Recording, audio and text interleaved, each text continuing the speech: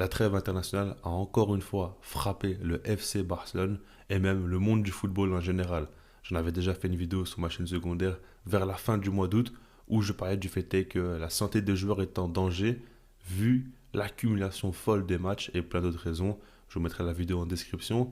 Mais par rapport à tout ça, ça devient vraiment, vraiment problématique. On le voit avec les Vinicius, les Camavinga, les Erling Haaland, même Warren Zaïre-Emery très récemment. Là maintenant, c'est le Barça qui en subit les conséquences. Avec dans un premier temps Marc-André Ter Stegen qui se blesse.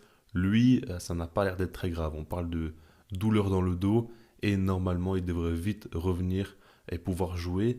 Après, c'est possible qu'il rate quand même un match. Et quand tu connais la situation actuelle du Barça, tu sais que l'équipe est très frileuse et que Ter Stegen fait beaucoup de sauvetage qui rapporte beaucoup de sérénité à cette équipe-là. Là, c'est quand même déjà très dangereux. Maintenant, par rapport à Gavi, je ne vous cache pas qu'en dehors des analyses pures qu'on pourrait faire sur le joueur, sur le Barça, sur l'Espagne, ça me fait dans un premier temps très très mal. Parce que c'est vrai que je parle très rarement de ce que je ressens pour les joueurs, mais vraiment Gavi, c'est un joueur que j'aime particulièrement. Même en dehors de son style de jeu que j'apprécie beaucoup, c'est par rapport à la personne qu'il est. En fait, le Barça a énormément de chances d'avoir un joueur comme ça dans son effectif, qui est autant voué à l'effectif, au collectif. Le fait est que ce soit un joueur qui aime autant ce club. Un joueur qui se donne autant sur le terrain. Et ça, vraiment, ça n'a pas de prix, ça n'a pas de valeur. Et le fait est qu'on le perde comme ça, c'est difficile. Mais surtout pour lui. Parce que là, c'est les ligaments croisés. On ne parle pas d'une simple blessure comme ça. C'est une blessure où on dit toujours que tu ne reviens pas en étant le même joueur et peut-être même le même homme. Et ça, vraiment, c'est très inquiétant, surtout qu'il a seulement 19 ans. Il est au début de sa carrière et on a encore une fois un crack au Barça qui subit une blessure grave en début de carrière. Et je ne vous cache pas que j'en peux plus. Là, ça y est, voir Pedri constamment se blesser, Ansu Fati, Gavi, Araujo, on a plein de joueurs comme ça, ultra, ultra talentueux, qui n'arrêtent pas de se blesser, qui enchaînent les blessures constamment. Gavi, lui, on n'arrêtait pas de dire que justement c'est incroyable, il enchaîne énormément les matchs et ne se blesse jamais. Ah ben voilà, même lui s'est blessé, ça prouve bien que l'accumulation des matchs n'est pas humaine et n'est pas tenable pour un être humain, tout simplement. Et là, ça fait très très mal pour lui. Dites-vous qu'il va rater toute la saison avec le Barça, il va même rater l'Euro avec l'Espagne. Voilà quoi, c'est des choses qui vont vraiment le faire très très mal dans un premier temps mentalement. Parce que oui, il subit physiquement, il va se faire opérer, etc.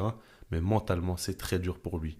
Parce que là, il s'est définitivement installé avec le Barça. On voit que c'est vraiment un joueur très très important et qui donne vraiment le tempo. On va dire que c'est un peu l'âme de l'équipe.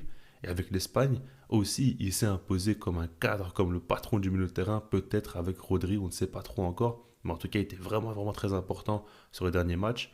Et là, évidemment, comment ne pas en vouloir à Luis de la Fuente? J'ai pas envie forcément de déverser de la haine sur une seule personne, parce qu'on pourrait dire plein de choses, mais Luis de la Fuente, sélectionneur de l'Espagne, c'est vrai que le fait est que l'Espagne est déjà qualifiée pour l'Euro, que tu fasses jouer Gavi 4 jours après le dernier match, alors qu'il enchaîne énormément avec le Barça, on sait très bien que c'est un joueur qui dépense énormément d'énergie, qui se donne toujours à 200%, le faire jouer, c'était pas la meilleure des idées. Maintenant, on va pas non plus rester bloqué là-dessus, hein. Ce qu'il faut se dire, c'est que voilà, ça fait partie de ce sport malheureusement. Et au Barça, on a l'habitude, hein. Nous, les supporters, on le voit constamment chez énormément de joueurs. Maintenant, c'est à se demander comment l'équipe va se comporter sans lui, comment le joueur va revenir, etc.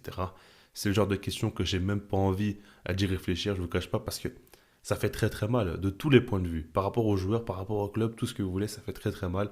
C'est des coups durs. Et quand ça arrive à répétition comme ça, au bout d'un moment, on est vraiment, vraiment fatigué, on sature totalement. Et aujourd'hui, tout ce qu'on a envie de voir, c'est nos joueurs prendre du plaisir sur un terrain et jouer. C'est tout. On n'en peut plus à chaque fois de devoir bricoler, trouver d'autres solutions, etc., etc. On a envie de voir nos joueurs jouer au football. C'est pas compliqué. Mais voilà, en tout cas, par rapport à ce qui se passe dans le football, j'aimerais quand même faire passer un petit message. C'est le fait qu'en soi, c'est bien d'investir dans des stades, c'est bien d'investir dans tout ce qui est diffusion, de faire en sorte de promouvoir beaucoup les matchs, etc. Faire tout ce qu'ils veulent tout simplement. Mais le problème, c'est que les acteurs principaux, c'est les joueurs. Et quand les joueurs ne sont plus trop respectés, quand leur santé est mise en danger, que voulez-vous qu'on fasse? Déjà, personnellement, je trouve qu'on est dans une génération où le talent est beaucoup trop inférieur par rapport à la précédente. Mais si en plus ça, tu rajoutes le fait est que les joueurs là, qui sont les meilleurs, on va dire, bah, se blessent constamment et ratent la plupart des matchs, bah, que voulez-vous qu'on regarde? Aujourd'hui, si tu es fan du Barça, comme du Real Madrid, comme de n'importe quel autre club, bah, tes meilleurs joueurs, souvent, ils sont pas là. Souvent, ils sont blessés et tu dois essayer de faire avec, mais tu as des matchs où constamment, t'as pas les meilleurs joueurs. Et même en dehors de ça, le pire, c'est qu'il y a tellement de blessés à répétition dans tous les clubs, bah, il y a une notion où tu as l'impression que les coachs doivent tout le temps bricoler, tout le temps trouver des solutions. Et le fait de devoir autant chercher, bah, ça fait qu'il n'y a pas vraiment d'équilibre et de continuité. Et ça fait très très mal au sport. Et ça fait que les matchs sont de moins en moins intéressants à regarder, je trouve. Donc voilà.